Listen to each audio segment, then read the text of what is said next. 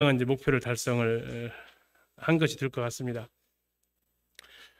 지리적 연대기적 접근으로 본 예수님의 생애 이렇게 되어져 있는데요. 한 사람의 일대기라고 하죠. 또 어려서부터 뭐 전기문 또 유인전 아마 이렇게 읽어보셨을 겁니다. 그럼 보통 출생부터 이렇게 기록되어져 있죠. 예수님에 대한 기록이 총 사복음서에 기록되어져 있는데 이 사복음서는 그러한 유인전의 형식이 아니다라는 것이 우리가 이제 이것을 다시 재구성해야 되는 그런 상황 가운데 있는 겁니다. 또 하나는 뭐 그래도 빅골 상무는 이스라엘 갔다 오신 분도 여러 분 계시고 이렇게 하시는데 대부분 우리에겐 낯선 지역이다 보니까 그 지명이 이렇게 나오면 아무 생각이 이렇게 없어요. 갔다 온 곳과 안 갔다 온 곳의 그 차이죠. 예를 들어서 우리 형제 자매들한테 뭐 상무지구 하면은 뭐 머릿속에 길이 다 그려지시는 분도 계시잖아요. 근데 예를 들어서 뭐 이스라엘까지 안 가고 전주 인우동 하면은 뭐가 그려지세요? 아무것도 안 그려지죠. 저는 상무지구가 안 그려져요. 근데 인우동 하면은 그려져요. 예, 어디 얼마쯤 가다가 우회전 하면 뭐가 나오고 이것까지 그려진다는 얘기죠. 이스라엘의 지도도 마찬가지죠. 우리가 가본 적이 없고 또 성지순례 가더라도 걸어서 가는 게 아니라 차로 다 태워다 주다 보니까 위치 감각을 잘 못 느끼게 되고 그러다 보니까 이제 예수님의 생애가 여기저기까지 갔는데 도대체 얼마만큼 간 건지 위로 가셨는지 아래로 갔는지 또는 왼쪽인지 오른쪽인지 그런 방향 감각이 잘 안 생기게 됩니다. 또 하나는 이제 예수님의 그 생애가 뭐 요한복음은 태초부터 시작을 하고 마태복음은 아브라함부터 막 시작을 하고 누가복음은 엘리사벳과 사가랴부터 시작하고 이렇게 시작점이 복음서마다 다 달라요. 그러다 보니까 예수님의 출생 그 시점 그리고 돌아가실 때 승천하실 때까지 그 흐름을 우리가 이제 놓치게 됩니다. 한번 여기 7가지에 대해서 답을 다 하실 수 있는 분은 뭐 특강 패스하셔도 될 것 같아요. 자, 예수님께서 외치신 첫 번째 메시지는 뭡니까? 네, 보통 그렇게 알고 계시잖아요. 근데 예수님께서 유대 사역을 먼저 하셨을까요? 갈릴리 사역 먼저 하셨을까요? 유대 사역을 먼저 하세요. 네, 첫 번째 외치셨던 메시지는 와보라예요. 와보라. 요한복음 1장에 나오죠. 네, 세례요한의 제자들이 왔을 때 랍비 어디 계십니까? 했을 때 와보라. 이게 첫 번째 메시지고 그 이후에 한참 후에 요한복음 2장, 3장, 4장 사마리아 여인까지 만나시고 갈릴리에 가셔가지고 드디어 외치신 것이 회개하라예요. 좀 1번부터 틀렸네요. 그렇죠? 자, 2번 가나 혼인잔치 기적 때 예수님과 동행했던 제자가 몇 명일까요? 네, 아유 대단하신 거예요. 5명 말씀하시는 분들은. 네, 이거 보통 12명이라고 얘기하거든요. 그리고 실제로 기독교 그림 그리면 12명 제자들 다 등장을 시켜요. 요한복음 1장에서 결국 5명 데리고 많아야 5명 데리고 올라갑니다. 3번 예수님의 공생의 기간을 3년 정도로 추정하는 기준이 뭘까요? 뭘 가지고 이렇게 기준할까요? 그렇죠. 6월절 가지고 합니다. 성경에 그런 6월절 몇 번 나올까요? 네, 3번에서 4번 정도라고 하는 거죠. 우리나라에 마치 설날처럼 설날 됐다라는 얘기는 한 살 먹은 거고 6월절 지났다라는 얘기는 1년 지난 거죠. 이제 그 기간으로 계산을 한다라는 겁니다. 다음에 4번째 사복음서의 기록 분량 중에서 가장 많은 기록 사복음서 모두 가장 많은 기록을 하고 있는 예수님의 생애 중에서 가장 많은 기록을 하고 있는 게 어떤 부분일까요? 흔히 말하는 고난주간 해당되는 8일간의 기록입니다. 최후의 만찬부터 시작해서 부활하신 날까지 이게 금요일부터 목요일 저녁부터 시작해서 일요일 아침까지 그 기록이 그럼 얼마나 많을까요? 마태복음은 28장 중에서 8장이 그 8일간의 기록이에요. 28장 중에 8장이면 몇 분의 몇입니까? 28분의 8. 제일 쉬운. 자, 약분 한번 하시면 7분의 2. 그죠? 그럼 퍼센트로 계산하면 30% 이상입니다. 마가복음은 16장 중에 6장이에요. 11장부터 기록하고 있거든요. 누가복음은 24장 중에서 19장부터 5장의 분량입니다. 6장의 분량. 4분의 25%. 요한복음이 제일 길어요. 요한복음 21장까지 있는데 예수님의 그 마지막 그 일주일의 기록이 12장부터예요. 이 시간들을 다 계산해 봤을 때 그러면 이 사복음서 기자가 어디에 초점을 맞추고 있느냐. 우리가 성경은 보고 싶은 대로 보는 게 아니고 하나님께서 보여주고 싶은 것을 봐야 돼요. 복음서도 마찬가지다라는 얘기입니다. 많은 기록 중에서도 예수님의 그 마지막 8일 여기에 집중을 하고 있다라는 것이 성경에 기록되어져 있는 분량이고, 그럼 우리도 거기에 초점을 맞춰야 되죠. 예수님이 성전을 정결케 하신 사건 몇 번 기록되었습니까? 한 번이에요, 두 번이에요? 두 번이죠. 요한복음 2장에 기록되어져 있는 사건하고 마태복음, 마가복음에 기록되어져 있는 그 정결 사건은 시기적으로 많이 달라요. 근데 이제 한 번으로 이렇게 생각하시는 분들 꽤 돼요. 두 번에 공생이 시작할 때, 공생이 마무리할 때 이렇게 두 번에 걸쳐서 이루어집니다. 예수님께 향유 부는 여인은 누구예요? 베다니 마리아죠. 막달라 마리아는 아닙니다. 이제 찬송가 가사 때문에 막달라 마리아가 이제 향유 부은 여인으로 등장하는데 정확하지 않습니다. 뭐 그렇게 가능성이 전혀 없냐? 그러진 않은데 전체적 흐름 봤을 때 막달라 마리아의 가능성은 더 적습니다. 어쨌든 이것도 두 번 일어납니다. 하나는 갈릴리 쪽에서 한 번 일어나고, 하나는 베다니 예루살렘 쪽, 유대 쪽에 있었던 그쪽에서 일어납니다. 사복음서 모두 기록되어 있는 사건이 뭘까요? 오병이어 기적이 여기에 다 기록이 되어져 있죠. 자, 이런 것들이 이제 시간 구성으로 이렇게 배열을 해보면 이렇게 돼요. 어따 복잡하죠, 이제. 갑자기 머리가 하얘지시죠? 그래서 하얘지실 것 같아서 이제 제가 그 표를 지금 만든 겁니다. 이번 한 시간 이것을 할 거예요. 자, 그러면 이 생에 사람이 살아간다고 했을 때 배경이 있다라고 하죠, 배경. 이게 이야기의 사묘소가 인물, 사건, 배경이에요. 인물은 예수님이고, 그리고 예수님과 함께 만나는 사람들이죠. 그리고 그런 사람들에서 사건이 일어나요. 그럼 어떤 배경에서 일어났냐 하는 거죠. 자, 배경에는 두 가지 배경이 존재합니다. 시간적인 배경하고 공간적 배경이 존재한다라는 거죠. 지금 나눠드린 것이 그 시간적 배경과 공간적 배경을 가지고 나오는 거고요. 그 네모 안에 쓰여진 글씨들은 그 안에서 일어났던 예수님과 관련된 사람들 사이에 일어났던 사건들을 기록을 해 놓은 겁니다. 자, 이제 밑으로 줄을 좀 잡았습니다. 자, 그것을 이제 생애를 나누기 위한 건데요. 글씨가 좀 작으면 거기 있는 자료를 좀 참고하시면 되겠습니다. 예수님께서 침례 받으시기 전을 가리켜서 흔히 표현하기를 공생의 전이다라고 이야기를 합니다. 그리고 12살까지 생애 기록이 여기에 이제 들어가 있는 거죠. 30년 전에 있었던 일이니까 침례 받으신 이후부터 예수님의 공생애가 시작이 되었다라고 이렇게 할 수 있겠죠. 아까 말씀드린 대로 6월절 기준입니다. 6월절이 총 2번, 3번, 4번 이렇게 나와요. 그런데 이제 3번 6월절 3이라고 쓰여져 있는 것이 요한복음 5장에 있는 유대인의 명절에 베데스다 연못에 가서 38년 된 병자 고치셨던 사건이 있어요. 근데 그것이 6월절이라고 말하지는 않아요. 뭐라고 나와 있냐면 유대인의 명절이다라고만 나와요. 근데 이걸 왜 6월절이라고 보느냐? 왜 6월절이라고 보냐면 이 사건 뒤에 일어나는 것이 무슨 사건이냐면 미리삭 사건이에요.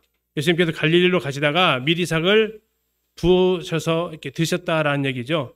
자, 그러면 미리삭이 부어서 먹으려면 이 사건은 미리삭보다 앞서서 일어나야 됩니다. 밀추수 시기보다 앞서서 일어나야겠죠. 그럼 유대인들은 총 3번에 걸쳐서 성전 방문을 합니다. 첫 번째가 6월절, 두 번째가 77절, 세 번째가 초막절입니다. 그러면 이제 여기에서 나와 있는 그 밀추수와 관련되어진 절기는 77절이거든요. 그 앞선 절기로 본다 했을 때 6월절이 가장 가능성이 많다 해서 6월절로 지금 계산을 하고 있는 겁니다. 자, 이게 지금 시간적인 배경이에요. 6월절 가지고 시간적 배경을 잡았다. 다음에 이제 공간적 배경을 잡으려고 합니다. 예수님이 주로 활동하셨던 공간이 두 군데입니다. 하나는 저 북쪽, 하나는 남쪽. 북쪽을 가리켜서 뭐라고 하죠? 갈릴리 지역 이렇게 합니다. 갈릴리 지역. 다음에 남쪽을 가리켜서 뭐라고 그래요? 유대 지역 이렇게 얘기해요. 그래서 색깔을 좀 다르게 구분을 했습니다. 그래서 갈릴리 지역에서 일어난 사건들은 녹색 바탕에 되어져 있고 유대 지역에서는 노란색 바탕이에요. 이제 공생애 전에 그럼 뭐 하셨느냐? 물론 요한복음 1장에 보면 그분의 사람으로 오시기 전에 하나님이셨다라는 것부터 나오는데 이것은 예수님께서 이제 사람으로 오신 것을 기준으로 잡기 때문에 그 이후부터 좀 잡았습니다. 제일 먼저 이제 수태고지 사건이 일어났죠. 자, 녹색 바탕이다 보니까 이것은 어디서 일어났어요? 갈릴리에서 일어납니다. 특히 어디입니까? 나사렛에서 일어나게 되죠. 두 번째 사건이 예수님께서 태어나십니다. 어디서 태어나셨어요? 유대 베들레헴에서 태어나셨죠. 그래서 색깔이 좀 노란색이에요. 왜요? 유대 배경이니까. 공생애는 워낙 왔다 갔다 하셔가지고 저걸 하려면 이렇게 공간이 안 돼도 색깔로만 구분한 겁니다. 공생애 저는 색깔로 구분했다라고 생각하시면 돼요. 자, 다음에 태어나시고 그다음 뭐 하십니까? 자, 공간이 이동하는 것만 좀 기록을 했다라고 생각하시면 돼요. 시간과 공간이 변화가 있는 거. 자, 어디로 가시냐면 예루살렘으로 올라가십니다. 뭐 하시려고요? 네, 그의 모친 마리아의 정결 예식을 하기 위해서 올라간 거죠. 그래서 가서 시몬과 안나를 만나게 됩니다. 그리고 다시 베들레헴으로 내려오셔서 만나는 사람이 누굽니까? 동방박사들을 방문을 받게 되죠. 동방박사들이 예물을 세 가지 가져옵니다. 황금과 유향과 몰약을 가져와요. 자, 그것은 나중에 예수님께서 자리를 옮길 때 흔히 말하는 대로 경비로 사용이 되어집니다. 어디로 가셔야 돼요? 예, 애굽으로 피신하시게 되죠. 흰색을 넣은 것은 이제 양쪽 다 아니기 때문에 흰색을 배경을 넣습니다. 예수님께서 이제 헤롯 왕의 2살 아래를 죽이라는 그 명령을 듣고 꿈에 나타나셔서 지시하신을 받아서 요셉이 마리아와 아기 예수님을 데리고 함께 애굽까지 가게 되죠. 그래서 그때 사용되어졌던 것이 황금, 유향, 몰약 이런 것들이 박사들이 주고한 것들이 애굽의 여행의 경비로 아마 사용이 되어졌을 겁니다. 왜냐하면 요셉과 마리아는 부자였을까요? 가난했을까요? 가난했습니다. 왜 가난한 걸 알아요? 정결 예식을 할 때 드려졌던 예물을 보면 뭔지 알죠? 자, 마리아가 정결 예식 예물로 뭘 드려요? 1번 소, 2번 염소, 3번 양, 4번 비둘기. 네, 비둘기. 네, 비둘기는 누구의 제사 예물이에요? 가난한 자들. 그래서 마리아 요셉은 가난했다라는 걸 알 수 있다는 얘기죠. 그런데 지금도 외국 한번 나가려면 몇 백씩 들어가잖아요. 예, 당시에 이 베들레헴부터 애국까지 가려면 순간 이동하는 게 아니잖아요. 그러면 가서 잠자야죠, 먹어야죠. 그런 비용을 다 어디서 감당해요? 예, 하나님께서 박사들 보내서 이미 그 비용을 준비를 해 놓으셨다라는 겁니다. 자, 그리고 애굽에서 갔다가 헤롯 대왕이 죽었다는 소식을 듣고 오시려고 해요. 유다로 오시려고 합니다. 그런데 유다의 헤롯의 아들 중에서 가장 악한 아들 이름이 아킬라오가 왕이 됐다고 하니까 못 가겠다라는 거죠. 그러니까 어디로 가겠다라고 해요? 예, 다시 그의 고향으로 가겠다라고 합니다. 그래서 나사렛으로 이동을 하게 되죠. 그리고 나서 예수님의 시간이 한 10여 년이 훌쩍 지납니다. 예수님이 12살 되던 해에 성인식은 13살입니다. 남자들이. 여자들이 12살이고 이게 성인식 해에 즈음해서 가신 것으로 보는 거죠. 물론 예수님 당시에는 어떤지 모르겠습니다. 지금은 유대인들이 남자는 13살, 여자는 12살에 성인식을 하니까요. 자, 가서 예수님께서 누가복음 2장에 나와 있는 12살에 성전으로 함께 하나님 예배드리러 갔던 상황에서 예수님이 가족과 결별되어지는 사건. 그래서 다시 와서 찾았더니 성전에서 랍비들하고 대화하고 계셨던 이런 사건이 이제 누가복음 2장에 기록되어 있죠. 그리고 다시 예수님께서는 부모님과 함께 나사렛으로 가서 사시게 됩니다. 그러면 시간이 또 몇 년이 훌쩍 지나요? 대략 18년에서 한 20여 년 정도 시간이 지나는 거죠. 예수님의 공생애가 30세다라고 이렇게 할 수는 없습니다. 성경의 정확한 기록으로 말하면 누가복음에 30세쯤 되었더라라고 이야기를 하는 거죠. 그래서 예수님께서 이제 30세에 뭐 하세요? 침례를 받으십니다. 어디서 받아요? 요단강에서 받기 때문에 지금 노란색 바탕입니다. 그래서 요단강에서 침례식을 받으시고 침례 요한한테 받으시고 나서 바로 어디로 들어가세요? 광야로 들어가시죠. 유대 광야로 들어가셔서 시험을 40일 동안에 걸쳐서 받으시게 됩니다. 이제 공생애가 시작이 되는 겁니다. 이 이후부터 광야 시험 다 끝나면서부터 이제 공식적인 주님의 공생애가 시작이 됩니다. 자, 예수님께서 이제 올라가시는데 요한복음 1장에 나와 있는 5명의 제자들을 먼저 만나십니다. 자, 이게 아까 제가 예수님께서 첫 번째 외치셨던 일성이 회개하라가 아니고 와 보라라고 했던 이유가 여기에 있죠. 요한복음 1장에 보면 예수님께서 하셨던 첫 마디가 이거죠. 그래서 이 5 제자가 누굽니까? 제일 처음에 2 제자가 요한의 제자들 누굽니까? 사도 요한하고 안드레. 예. 그리고 그 중에서 이제 안드레가 누구한테 가서 전도해요? 베드로. 예. 그래서 예수님께서 장차 개발하리라라고 얘기하셨죠.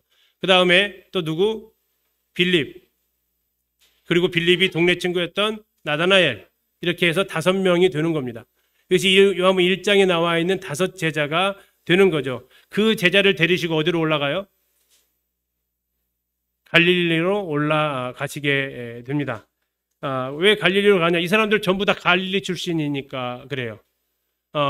안드레, 베드로, 다음에 요한 다 어디서 출신이에요?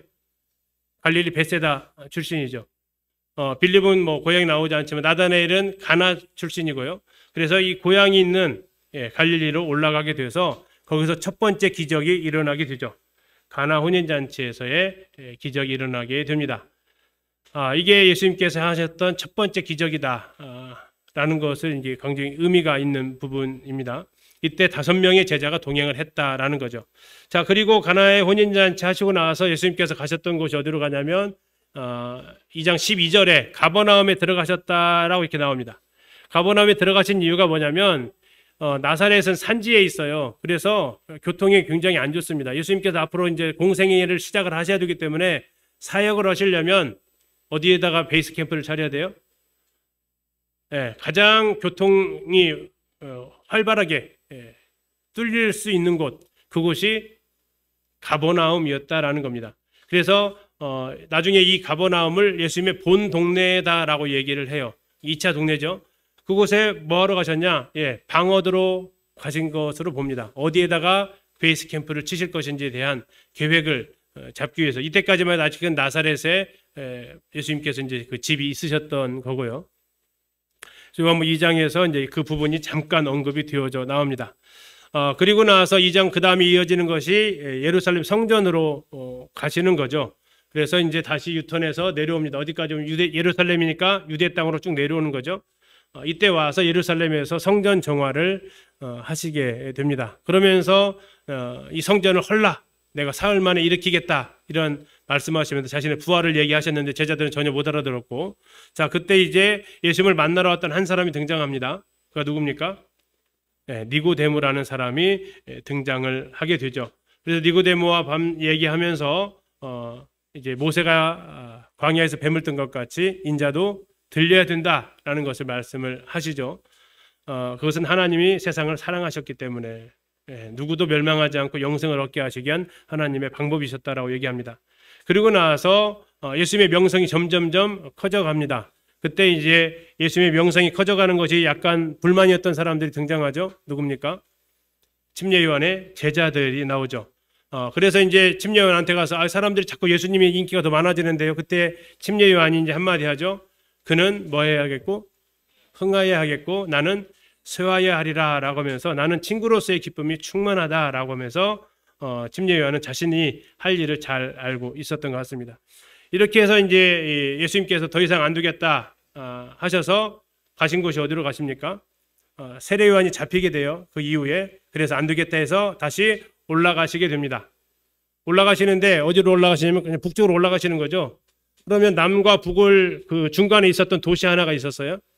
그게 사마리아입니다. 요한복음 4장에 나오는 사마리아 여인을 만나셔서 복음을 전하시고 또 그 마을에 예수 믿는 사람들이 일어나게 되는 수가성 그 동네가 이제 예수님을 맞이하게 되죠. 아직 갈릴리 안 가셨습니다. 그래서 지금 중간에다가 표시를 하는 거고요. 그리고 더 올라가십니다. 더 올라가셔서 어디에 가십니까? 가나에 갑니다. 가나에 갔더니 가버나움에서 한 사람이 찾아옵니다. 누굽니까? 왕의 신하죠. 왕의 신하. 자신의 아들을 살려달라고 예수님께 찾아오게 됩니다. 그때 예수님께서 이제 뭐라고 하십니까? 표적을 구하는 것에 대해서 도대체 표적 안 보면 안 믿는구나. 그런 가운데서 내 아들이 가라, 네 아들이 살았다 하니까 이 왕의 신하가 어떻게 해요? 믿고 갑니다. 그리고 종을 만나죠. 기가 막히지 않으세요? 어떻게 만났을까요? 길이 여러 갈래 길이 아닙니다. 한 길이 있기 때문에 그 길에서 만나게 되죠. 자, 그러면서 언제 나왔냐 물어봤더니 예수님께서 가라 내 아들이 살았다 그 시간하고 딱 맞았다는 것을 알고 그 사람 온 집안이 예수님을 믿게 되죠. 자, 그렇게 되어지면서 이제 사장이 마무리가 되고요. 아까 가버나움에 이제 지금 가나입니다. 가버나움까지 올라가려면 가나에서 더 올라가야 돼요. 지리상으로. 내일 이제 지도랑 같이 좀 보실 거고요. 자, 그래서 아까 가버나움을 집 얻을 준비하러 가셨다면 이제 예수님이 가버나움으로 이사를 하시게 됩니다. 이사를 하시고 나서 이제 예수님이 베이스 캠프가 나사렛이 아니라 가버나움이 된 겁니다. 자, 가버나움이 되고 나서 무슨 일이 벌어집니까? 마태복음 8장에 나와 있는 중풍병자, 9장에 나와 있는 나병 환자 이런 병자들이 예수님께 찾아오게 돼요. 이 갈릴리 지역이 해발 마이너스 210m입니다. 자, 그렇게 되어지면 또 굉장히 습한 갈릴리 거대한 호수가 있어서 습기가 많아요. 그러면 환자들이 많은 지역이 됩니다. 그러면서 이곳에 환자들이 많은 이유가 그 지형적인 여건도 반영이 된 건데 이런 중풍병자 나병 환자들이 와서 예수님께 치료를 받게 되죠. 이게 이제 갈릴리에서 있었던 사역들이고요. 이렇게 하면서 이제 6월절 1년에서 2년째까지의 사역이 끝납니다. 감이 잡히시나요? 저 혼자 막 떠드는 것 같아서. 이제 이 흐름을 시간이 충분하면 자, 옆 사람하고 이렇게 좀 하시면 제일 좋아요. 그죠? 그래야 안 까먹거든요. 내가 어쨌든 입으로 중공을 주거리라도 해봐야 이 흐름을 가니까. 자, 짝 없으신 분들은 짝을 좀 한번 만들어 보시면 좋겠다 싶고요. 짝을 한번 만들어 보시고 가위바위보를 하셔서 이번에는 지신 분이 한 시간을 제가 한 5분만 드릴 테니까 여기까지 일단 여기까지 한번 이야기를 한번 해보시면 되겠습니다. 거기 책에 뭐 답이 다 나와 있으니까 그거 보고 하셔도 돼요. 어쨌든 뭐라도 좀 남아야 되니까 가위바위보 하시죠. 우리 교육생자님 옆에 짝꿍이 비셨는데 자, 가위바위보 하셔서 한번 정해보시죠. 시간 5분 드릴게요.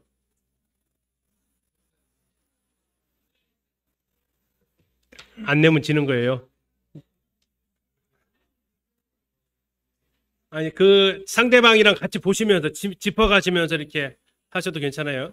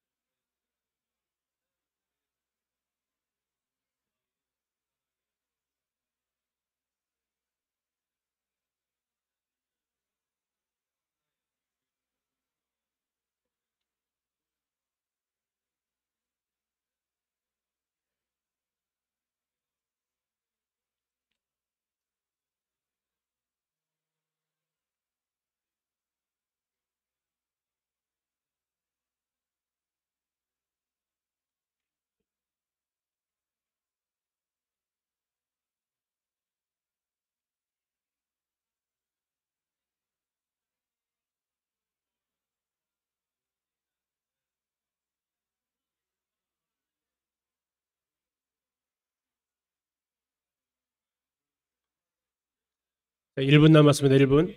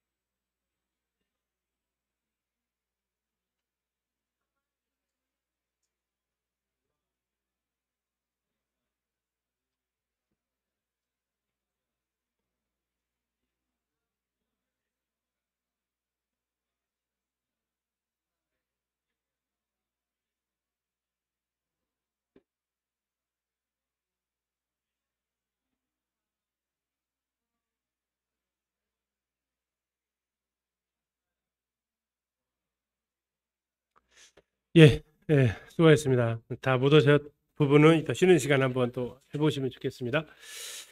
자, 이제 1년 차 끝났고요. 2년 차로 들어가면서 6월절이니까 어디로 가셔야 돼요? 예루살렘 가셔야죠. 그러면서 일어나는 사건이 38년 된 병자를 고쳐주셨던 베데스다 그 연못에 가게 됩니다. 베데스다 연못 하니까 우리 개구리 뛰어다니고 개구리밥 있는 그런 연못은 아니죠. 굉장히 큰 행각이 5개나 있다고 했기 때문에 사람들이 많이 머물던 곳이었습니다. 자, 이 두 번째 6월절에서 이거 하고 바로 올라가세요. 바로 올라가셔서 아까 이제 말씀드렸던 대로 왜 이걸 6월절로 잡느냐. 그 다음에 이제 복음서 연결해 봤을 때 제자들이 갈릴리 가다가 미리삭을 손으로 잘라먹는 일이 벌어지게 됩니다. 우리식으로 말하면 설인데, 예, 그렇죠. 그러면서 이제 그들이 일했다라고 얘기합니다. 이제 추수는 일인데 이게 안식일날 일어났다라는 거죠. 이제 낫을 대지 않으면 추수는 아닙니다. 그래서 이제 손으로 비워먹는 것은 드는데 이제 그들이 이제 이걸 꼬투리로 어쨌든 잡죠. 그리고 나서 가버나움 회당으로 가셔서 손 마른 자를 고쳐 주시게 됩니다. 이것도 역시 안식일날 일어나면서 또 문제가 되죠. 그 다음에 예수님께서 제자들을 이제 공식적으로 12명의 제자를 팔복산이라고 하는 하텐산이라고 그러죠. 거기 올라가서 12제자를 선택하시는데 이 시점에서 좀 많이 의아해 하세요. 예수님이 12제자를 데리시고 다녔었던 기간이 이렇게 되면 몇 년이에요? 3년이 아니다라는 거죠. 약 2년 정도 데리고 다닌 겁니다.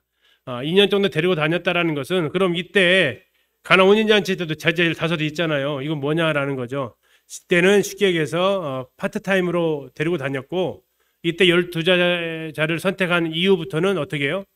풀타임으로 항상 예수님과 이제 먹고 자고 돌아다 사역하고 했던 것들이 완전히 따라다니게 된 거죠. 그래서 이제 마태복음 읽다 보면 예수님께서 베드로 불렀는데 다 버리고 쫓아갔다고 하는데 또 누가복음 보면 또 한 번 버리고 뭐 이런 일들이 벌어져요.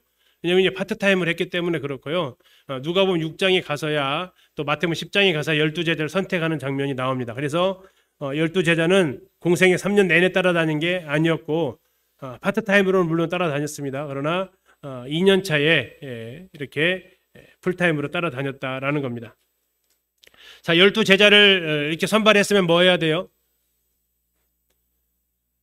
직원 뽑았으면 뭐 하세요? 일 시키잖아요. 제자 뽑았으면 뭐 해야 돼요? 일 시키세요. 훈련해야죠. 훈련. 전도 훈련하게 됩니다. 어디 지역으로요? 갈릴리에서 했으니까 갈릴리 지역 1차 전도를 하는 거죠. 그러면서 그 과정 중에서 이제 백부장 하인을 고쳐주죠. 원격으로 고쳐주시면서 백부장을 칭찬합니다. 그리고 나서 그 다음 누가복음 7장에 가서 보면 나인성 과부의 아들을 살려주시는 그 일이 벌어지게 됩니다. 그리고 누가복음 7장 끝에 가보면 예수님께 향유 부었던 그 여인이 등장하죠. 시몬이라는 바리새인이 초청했다가 이 여자가 예수님께 향유 붓는 모습을 보고 예수님 저 선지자라면 저 여자가 어떤 여자인지 알고 그 여인이 하려는 것을 못하게 했어야 될 텐데 저거 다 받아서 이렇게 하는 걸 보니까 여자가 누군지도 모르는구나. 그러면 선지자 아니네 하면서 이제 예수님을 이렇게 시험하였던 그 이야기가 이제 등장을 하는 겁니다. 향유 부은 사건 끝나고 나서 이제 예수님께서 바다로 거라사 땅에 가시기 위해서 가실 때 폭풍이 잠잠해지게 되는 사건이 일어나죠. 폭풍이 잠잠해지면서 예수님께서 이제 바람과 바다도 꾸짖는 이걸 보고 제자들이 이제 놀라게 되고 예수님은 목적하려고 했던 거라사 땅에 도착합니다. 지금 뭐 정확히 이 지역이 어딘지 뭐 약간의 주장이 좀 다르긴 하지만 보통 이스라엘 가게 되면 이제 쿠르시라는 곳에 가서 그 땅이 거라사 땅이다라고 이야기를 하죠. 거기에서 군대 귀신 얼마요? 몇 마리인지 모릅니다. 돼지가 2,000마리지 군대 귀신도 2,000마리라고 하면은 약간 함정이 빠지신 겁니다. 돼지가 2,000마리 죽은 거지 군대 귀신이 1인당 한 마리씩 들어갔나 뭐 그런 건 아닙니다. 어쨌든 군대 귀신이 죽었는데 돼지가 2,000마리, 돼지 한 마리가 얼마씩 갑니까? 요즘 안 사 보셨죠? 한 근으로는 사도 한 마리 보통 얼마 잡으면 돼요? 계산하기 쉽게 잡읍시다. 10만 원 잡읍시다. 10만 원이면 싸요, 비싸요? 후딱 사야죠. 예, 10만 원. 2,000마리 곱하기 10만 원 해보세요. 얼마인가요? 2,000마리 곱하기 10만 원. 얼마예요? 요즘 가게가 많이 어려우세요. 그런 돈 안 만져보신 지 오래되셨어요? 얼마예요? 2억. 몇 명 구원받았어요? 걸어서 광인 한 명 구원받은 것 같아요. 물론 2명이 있었는데 한 명은 어디 갔나 모르겠고 한 명은 구원받은 것 같아요. 한 명 구원받는데 얼마 들어갔어요? 2억. 할 만한 장사예요? 이건 저 계산이 안 나오는 장사예요? 할 만하다라는 얘기죠. 할 만하다. 복음 집회 한 번 하시면 2억 안 들어가죠? 실망하지 마시고 계속 하셔야 됩니다. 자, 어쨌든 거라사 광인에서 예수님께서 군대 귀신 쫓아내시게 되고 이제 가셨으니까 뭐 하셔야 돼요? 다시 오셔야 되죠. 그 거라사 땅의 사람들이 예수님 반기지 않았습니다.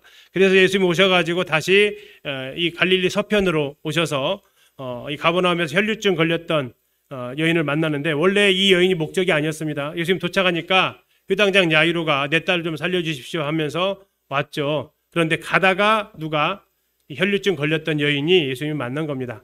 예수님 옷자락에라도 손을 대면 낫겠다라고 했던 그 마음인데 그 옷자락이 뭐라고요? 유대인들이 겉옷에 달려있는 찢찢이라고 그랬죠. 율법을 상징하는 하나님 말씀을 상징하는 그것을 이제 잡은 것이라고 이렇게 이야기하죠. 자, 그러면서 그 여인이 혈류증이 낫게 됩니다. 그 사이에 무슨 일이 벌어집니까? 야이로의 딸이 죽어버렸습니다. 그래서 예수님께서 믿기만 하면 된다 해서 가십니다. 가셔서 여자의 손을 잡고 뭐라고 하세요? 정확히 말하면 달리다 쿰입니다. 이게 달리다 쿰 오지 말고 달리다 쿰, 쿰이 일어나라라는 뜻이에요. 그래서 그냥 뭐 집에서 자녀들 안 일어나면 쿰 하시면 방언 터지면 일어날 겁니다. 이 쿰이 일어나다라는 뜻이니까 이 소녀가 이제 일어나게 되면서 또 고침을 살아나게 되죠. 그리고 나서 예수님께서 자신의 고향을 다시 한번 방문을 하십니다. 고향 나사렛을. 그러나 사람들이 다시 배척을 하게 되고 예수님께서 선지자는 자기 고향에서 대접 못 받는다 또 이런 말씀도 하시게 되죠. 그리고 나서 예수님께서 다시 12제자를 파송을 하세요. 그리고 그들이 가서 기적을 베푸는데 와, 놀라운 기적을 체험을 합니다. 예수님한테 와가지고 예수님 막 귀신이 떨어지던데요. 그때 예수님께서 뭐라고 하세요? 그거 가지고 기뻐할 일이 아니야. 뭘 가지고 기뻐하라고 그래요? 하늘에 너희들 이름 기록된 걸 가지고 기뻐해 하는 것이 바로 이제 이 사건이 해당이 되는 겁니다. 지금 그러면 이제 세 번째 유월절로 향해서 가죠. 근데 이때 유월절로 안 가세요. 안 가시고 왜 안 가셨냐? 침례 요한이 죽임을 당합니다. 아까 이제 1차에서 올라올 때 앞에서 말씀드려서 여기서 5제자 끝나고 사마리아 여인 이때가 세례 요한이 잡혔던 때입니다. 그리고 지금 예루살렘으로 가시지 않았던 것은 헤롯의 생일날, 헤롯 안티파스의 생일날 침례 요한이 죽임을 당하죠. 목배임을 당해서 죽죠. 그 엄마와 딸의 계략에 의해서. 그러면서 예수님에 대한 적대적인 분위기가 생기면서 예수님께서 그 유월절임에도 불구하고 안 가세요. 그리고 그러면 어디 계셨냐면 갈릴리에 계시는 거죠. 그러면서 무슨 일이 벌어지느냐? 오병이어 기적을 베푸시게 됩니다. 요한복음이나 이렇게 읽어보면 유월절 즈음에 이렇게 나와 있어요. 그래서 유월절인데도 안 내려가셨다라는 겁니다. 예수님에 대해서 적대적인 분위기 이런 것들이 되어서 왜 예수님은 아무 때나 돌아가시면 안 되니까 그렇습니다. 자, 오병이어를 기적을 베푸시고 여기 장소가 어디예요? 벳세다 들판이었습니다. 여기서 이제 하시게 되고 예수님께서 제자들 다 먼저 보내시죠. 그리고 나서 예수님 산으로 기도 가시고 그런데 무슨 일이 벌어집니까? 가버나움까지 가려고 했던 제자들이 바람에 풍랑에 거슬리게 되죠. 그래서 예수님께서 산에서부터 내려오셔서 어떻게 하세요? 무리를 걸으십니다. 무리를 걸으셔서 유령인가 했더니 아니다라고 예수님이 이제 알게 되고 배에 타시니까 파도가 잠잠해지게 되죠. 그리고 나서 이제 예수님께서 가버나움에 했던 여러 가지 설교들이 있습니다. 요한복음 6장에 나오는 그런 설교들, 생명의 떡 이런 것 일단 넘어가고 그리고 나서 어디로 가시느냐? 예, 이방 지역으로 가십니다. 이방 지역. 두로와 시돈 지역을 가셔서 누구를 만나죠? 페니카 여인 수로보니게 여인을 만나게 되고 그녀의 믿음을 또 칭찬하시게 되죠. 그리고 또 다시 오셔서 데가볼리 지역으로 가십니다. 데가볼리 거기 대자라고 써져 있는 것이 데가볼리의 첫 글자를 따놓은 겁니다. 데가볼리는 데가가 테카가 10, 볼리가 폴리스 10개의 도시로 되어져 있는 로마 행정구역이 되겠습니다. 그래서 그곳에 가서 결국 로마 행정구역이니까 이방 땅이죠. 그곳에 가셔서 이제 기적을 베푸시게 되는데 첫 번째가 이제 에바다죠. 에바다 뜻이 열려라 하는 뜻이죠. 그러면서 예수님께서 기적을 베푸시게 됩니다. 그리고 또 데가볼리 지역에 가셔서 칠병이어 아까 오병이어는 유대 지역입니다. 칠병이어는 이방 지역입니다. 그렇게 해서 각각 또 기적을 베푸시게 되고 또 올라가시다가 벳세다에 가셔가지고 소경을 안수를 하세요. 그런데 한 번에 못 고쳐요. 쉽게 얘기하면 2번 안수하세요. 첫 번째 했더니 뭐가 보이느냐 했더니 나무들이 걸어가 다니는데요. 이거 제대로 못 본 거잖아요. 사람이 걸어 다니는 것을 나무로 이렇게 하면서 다시 하는 거. 이것이 과연 무슨 의미냐 하는 것들이 이제 우리가 생각을 좀 하게 되는 거죠. 그리고 나서 벳세다의 소경을 고치시고 나서 쭉 위로 올라가셔서 빌립보 가이사랴까지 가시게 됩니다. 거기서 이제 베드로의 신앙 고백을 받으시게 되죠. 그리고 변화산에서 신앙 고백 빌립보 가이사랴 내려와서 그 옆에 있는 아마도 헐몬산에 가셔서 변화산이라고 불리죠. 거기서 예수님께서 이제 엘리야하고 다음에 모세를 만나시게 됩니다. 그래서 예수님께서 누가복음에 가서 보면 예루살렘에서 별세하실 것이다. 이 별세라는 단어가 뭐로 쓰여져 있냐면 엑소도스로 쓰여져 있습니다. 엑소도스가 뭡니까? 구약의 출애굽기입니다. 출애굽기. 예, 그래서 예수님께서 이제 이 땅을 떠나실 것을 이렇게 이야기를 하고 있죠. 그리고 나와서 이 변화산에서 기적해줬더니 밑으로 내려왔더니 지금 9명의 제자들이 있었지만 귀신 들린 간질병 것처럼 생겼던 그 귀신 못 고칩니다. 이때 예수님께서 이제 그 했던 유명한 말씀 중에 할 수 있거든이 무슨 말이냐 믿는 자에게는 능치 못할 일이 없다 하시면서 제자들이 질문하죠. 우리는 왜 못 쫓아냈습니까? 예수님이 뭐라고 하세요? 기도 외에는 이런 유가 나가는 일이 없다. 그래서 기도를 대해서 이 귀신이 쫓겨난다는 것을 이야기를 하십니다. 그리고 나서 가버나움에 오셨더니 이제 지금 변화산에서 쭉 내려오는 겁니다. 밑으로 오셨더니 이제 거기에서 너희 선생이 성전세 안 냈다 이렇게 이야기를 하니까 예수님께서 베드로한테 뭐 하라고요? 가서 물고기 하나 잡아라. 그랬더니 거기에 얼마가 있어요? 한 세겔 반 세겔? 한 세겔 2인분이죠. 2인분. 성전세가 반 세겔이니까 그래서 예수님과 이 베드로의 성전세를 내게 하십니다. 그리고 나서 예수님께서 이제 예루살렘으로 올라가실 생각을 하시게 되면서 먼저 70명의 제자를 파송하게 되는데요.